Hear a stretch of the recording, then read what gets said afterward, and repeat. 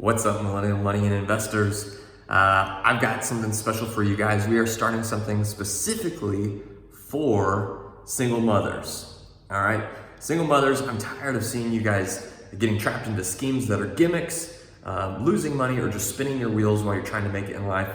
So I'm gonna give you the road path to wealth.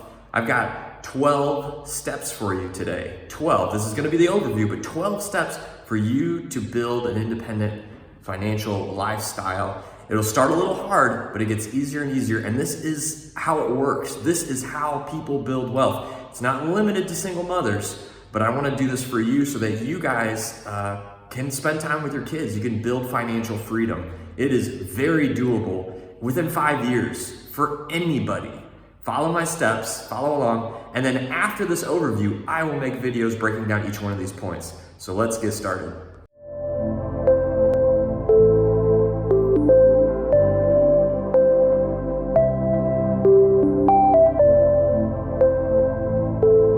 All right, step one is not gonna be a surprise, starts with work. Everybody who builds wealth has to start with work. You can't build an investment portfolio without money, and you can't get money without work. Jeff Bezos, Bill Gates, all of those guys, Steve Jobs, they all started somewhere with work. And so for you need to find a good job. In a later video, I'll break down this specific topic on how I would look for work, how I'd interview, how I'd build a resume, but for right now, work.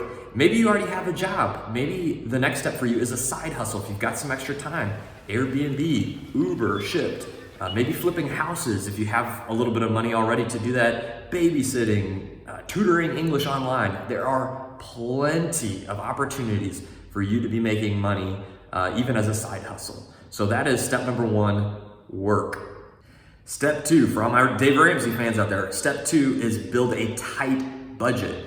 You need to budget, all right? People who are very wealthy, even if they have millions of dollars, generally they still have a budget because it's a habit that they had from when they were getting started.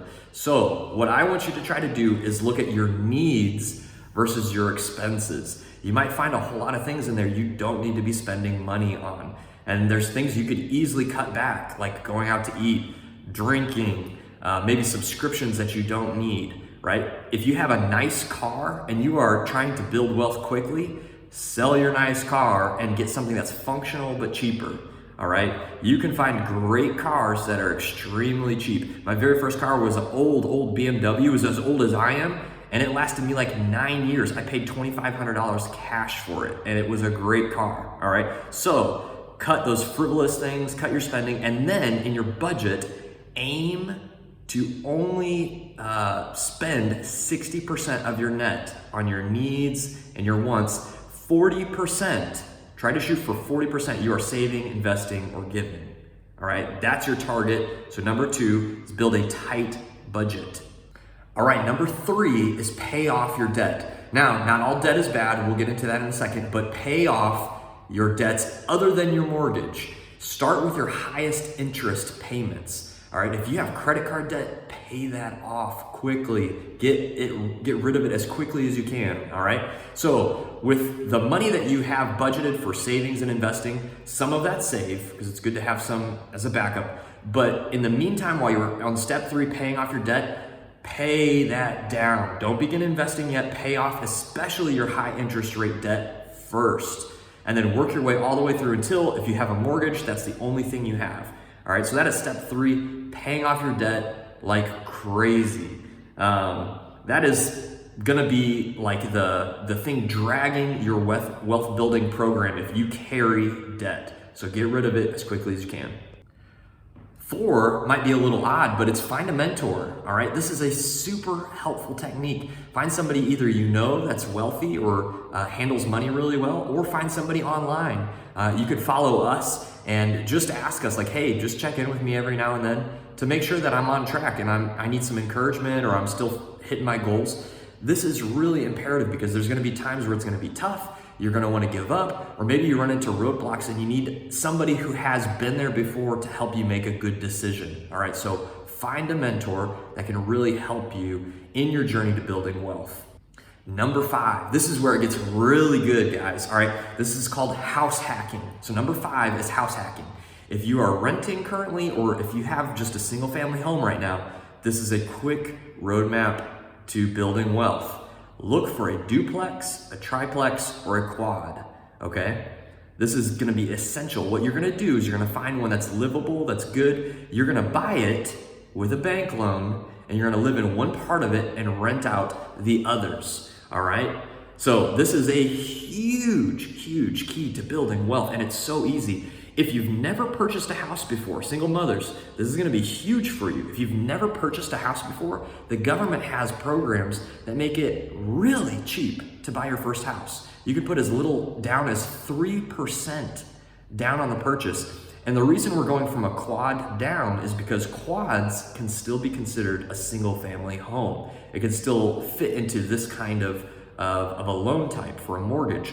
So what you want, ideally, is like a triplex or a quad. If you can find it, you live in one part of that, and then you rent out the others. And what this will do is it will allow you to live mortgage free, essentially. Your renters will be covering your mortgage, and usually you might be able to cash flow after that. If it's probably over a duplex, you could be making money on top of that. You'll be building equity, you'll be building cash flow, and you get huge tax advantages with real estate. All right, it will help offset a lot of your taxes if you own real estate, if you've invested into real estate.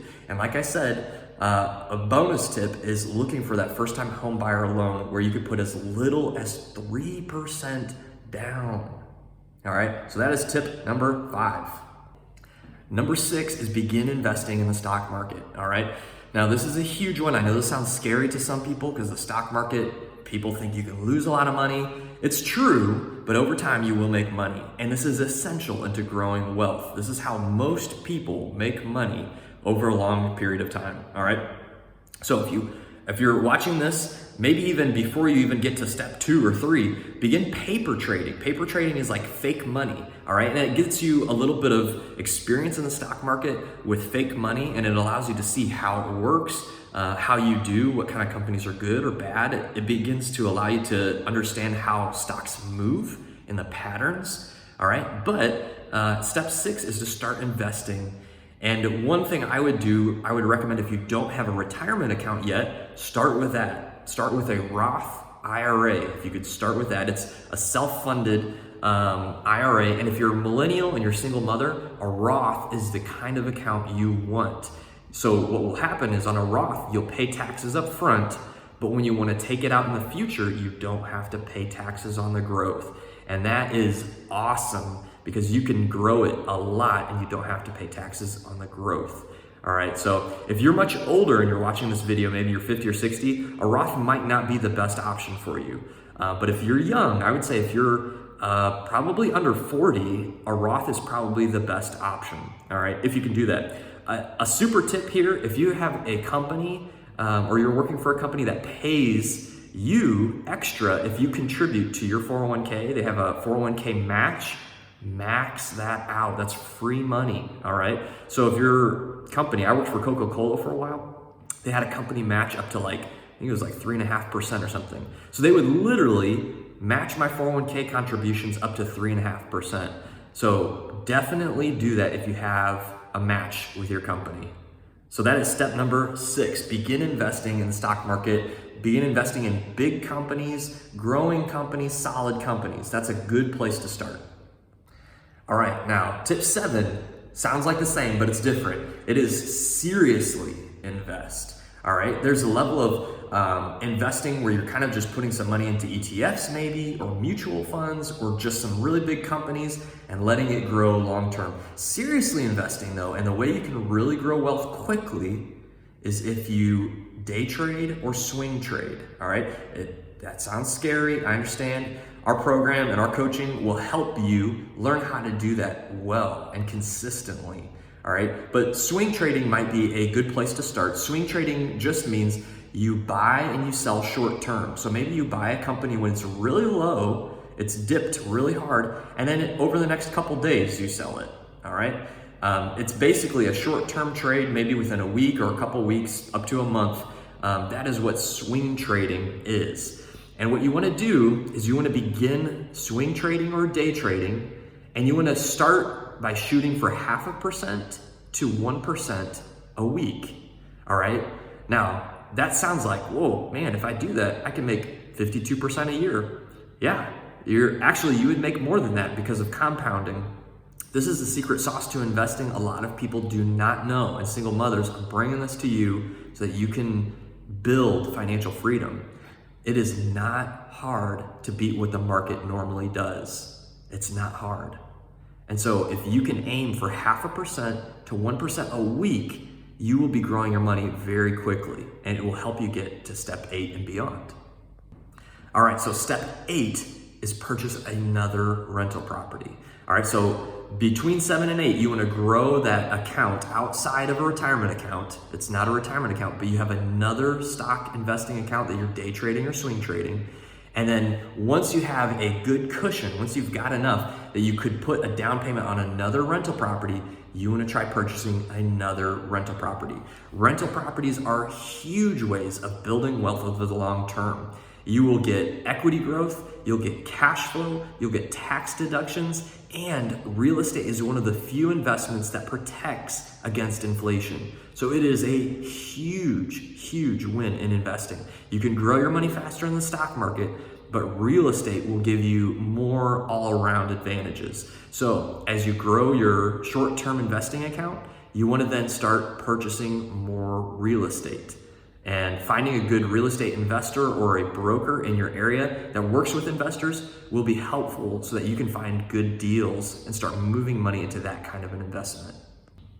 All right, step 9 is more of just a graduation. All right, step 9 is now to begin in your day trading or swing trading account to shoot for 1% a day. All right, this is a little harder, but at this point, you've probably built a little more consistency. You probably have a better feel for the stock market. You shoot for 1% a day. It doesn't have to be a day trade. It could be over a couple days. You do a swing trade for 4% or something like that. All right.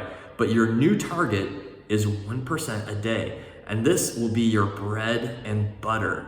All right. Your growth will start taking off. And this will be your fast gains. And then your real estate that you have, if you got that triplex and you purchased one more piece of real estate, those will be your consistent, steady gains and benefits. All right, so you're kind of doing 2 different plays at the same time. And then one is feeding into the other.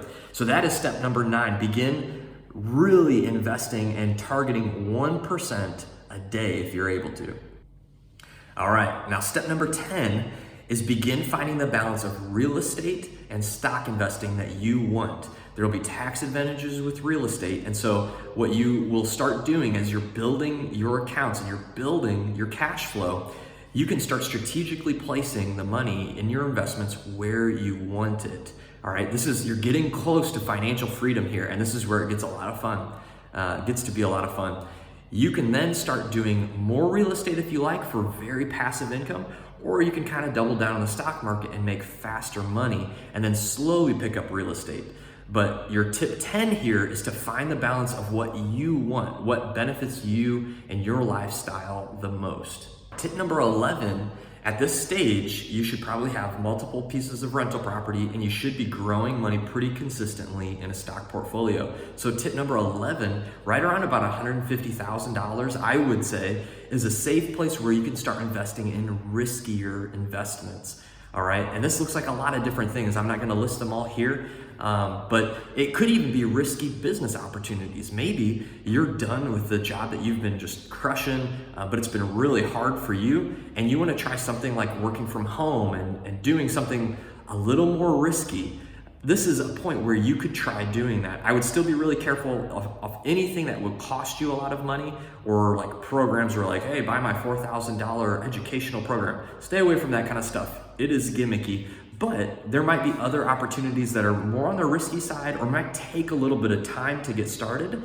Now, step 11, you're in a period where you can choose the kind of work you want to be doing because you've built enough of a base and enough momentum with your money that you can take a little more risk. Step 12 is your financial freedom. I don't know what that number is for you. It varies based on where you live, even what country you live in. But Step 12 is reaching the point where you don't have to work. You can repeat steps 9 through 11 as much as you want.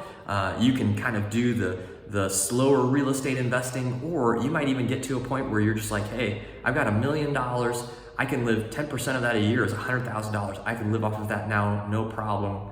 And that is reaching your financial goal. So everybody's financial goal is different, but that is step number 12. And for you single moms out there, if you are serious about this and you commit to the hard steps on the front, it gets easier and easier and easier, and you can reach this easily in 5 to 10 years. Anybody can do this. It does require work, it does require effort, but this is the plan for building wealth and financial freedom. If you want it, if you want like an honest, hey, this works, this is how it gets done. This is how people are getting financially free all over the world every day by following basically these exact same steps. You can do it too, and you can be free and independent in a short amount of time, and then have more time for your kids, your family, and the things that you really want to be investing your time in.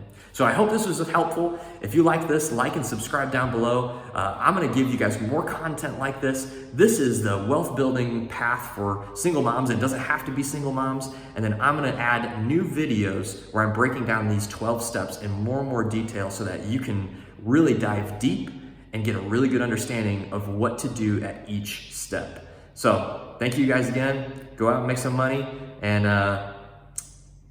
yeah, have a good rest of your day.